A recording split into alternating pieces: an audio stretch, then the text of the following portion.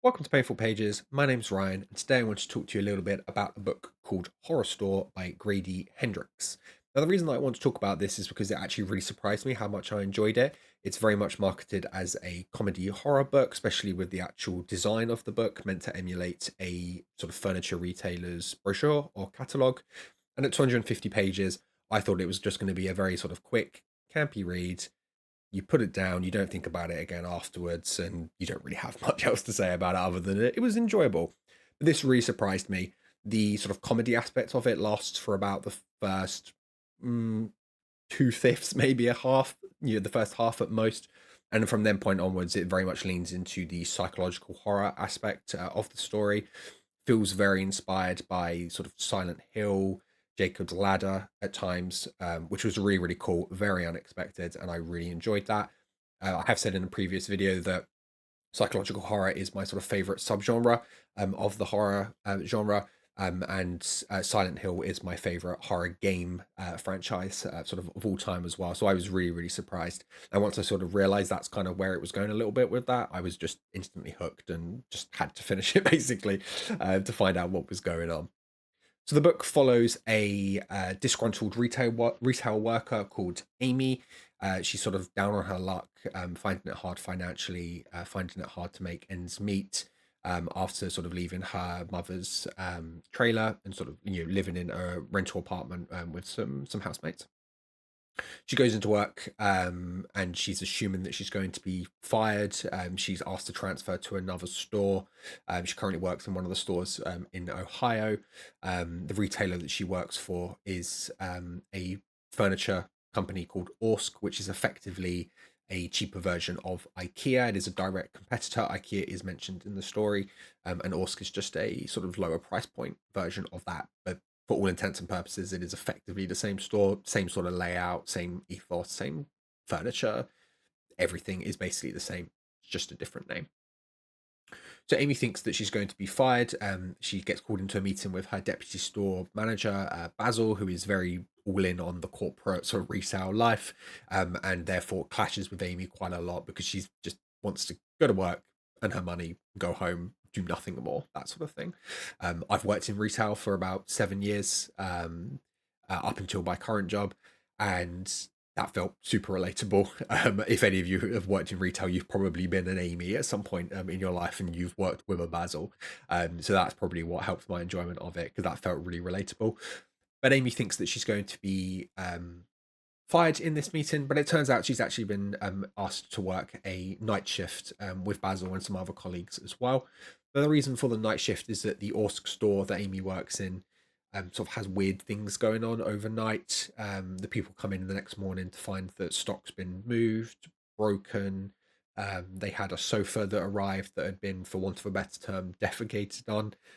So they had no idea what was going on. Nothing's been caught on the security cameras. They think that it's a homeless person maybe living in the store, or people breaking in to just vandalize it, things like that. So Basil wants to, with some colleagues, sort of stake the store out overnight and try and work out what's going on. Very innocent, starts off like that. Sort of had no idea where it was going to go. Two of the colleagues that end up staying in the store overnight, Matt and Trinity, they're there to film a sort of paranormal TV show. They think it's going to be their big break, and they're going to end up sort of being broadcast on Bravo. That kept getting mentioned. They wanted to be on Bravo, and that's why they're there. They're both not very likable. Matt's very cynical. Is only really there because he sort of fancies Trinity, and is doing what she wants. He doesn't actually believe in any paranormal stuff or anything like that. But Trinity is just all in on that.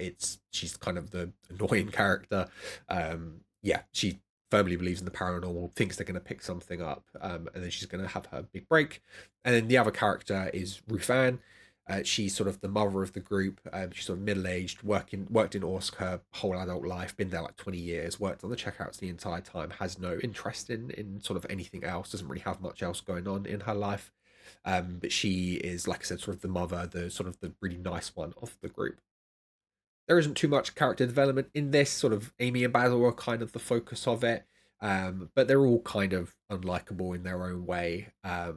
If you've again if you've worked retail or just any job, you probably know somebody who feels quite similar to each of these characters, or maybe you've been one of all of them at some point if you sort of worked in the same store long enough. But yeah, they're okay. They're fine. They're all, like I said, they're all sort of likable and unlikable in different ways, but there isn't too much sort of character development. The book is only 250 pages long, so there's not that much time to flesh that out. But I thought the pacing of the book was okay. Um, like I said, the first half is kind of that comedy horror. It's a bit campy. Doesn't really give you any hints as to where the story's going to be going. You know, it's probably not going to be just a sort of homeless person or whatever. There are a few sort of subversions of expectations which I liked. They weren't too on the nose. So, you know, even when it sort of kicked into gear and the main bulk of the story started, I still didn't really know where it was going, which I really, really enjoyed. Like I said, it wasn't too on the nose though, but it was enough to sort of keep you wondering throughout, which I really enjoyed.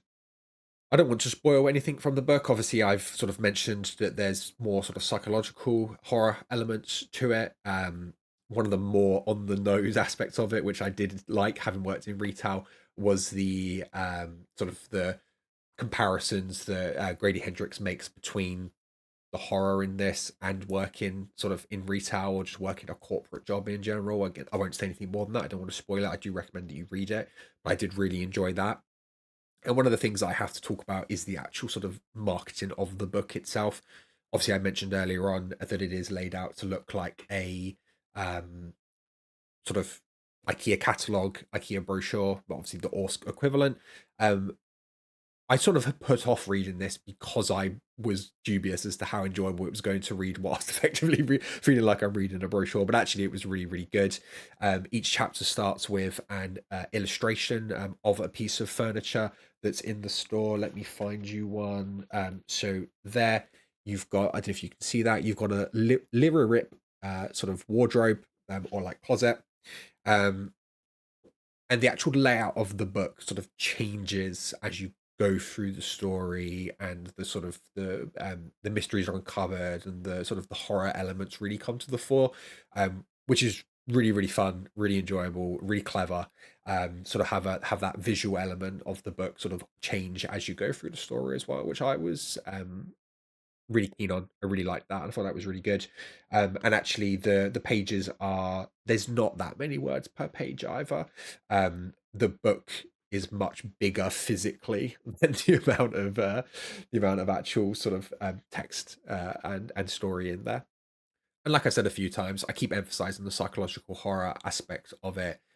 It really does lean into that, and I think if you are a fan of that and you don't mind a bit of sort of like comedy in your horror as well, I really, really recommend this. I know Grady Hendrix has a few other sort of similarly campy sort of books and stuff, but I would really, really, really recommend this one. I haven't read any of his other ones. I do plan on doing it, but I don't know how similar they are to this in terms of the sort of the subgenre of the horror.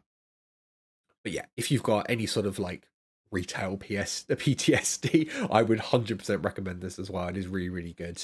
It really captures the sort of the feeling of working that sort of like mundane menial job. And like I said earlier, the sort of the horror element of it and the plot really sort of mirrors that quite nicely. But again, I don't really want to sort of give anything away. I would recommend that you do go and read it. So that's that for my first book review on the channel. This isn't really the book that I expected to be doing first for that, but it just really surprised me of how much I enjoyed it. My expectations were sort of expecting like a 3 out of 5, but I would rate this probably about a 4 out of 5. I think I gave it a 4 on Storygraph. It sort of ticks the boxes for everything that I would be looking for. It's pretty laid back, but it's got that psychological element to it as well. It's not particularly long either, so if you do read it and it's not really your cup of tea, you haven't got that much to get through. But if you have read it, please let me know down in the comments what you thought. Do you agree or disagree with anything that I've said over it?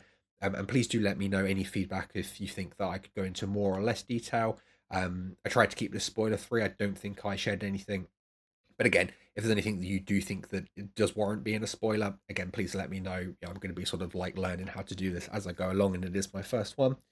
But I hope you did enjoy the video. Please do remember to like and subscribe the video if you did enjoy it, so you can see my sort of future content going forward. and hopefully I'll see you in the next video. Take care. Bye bye.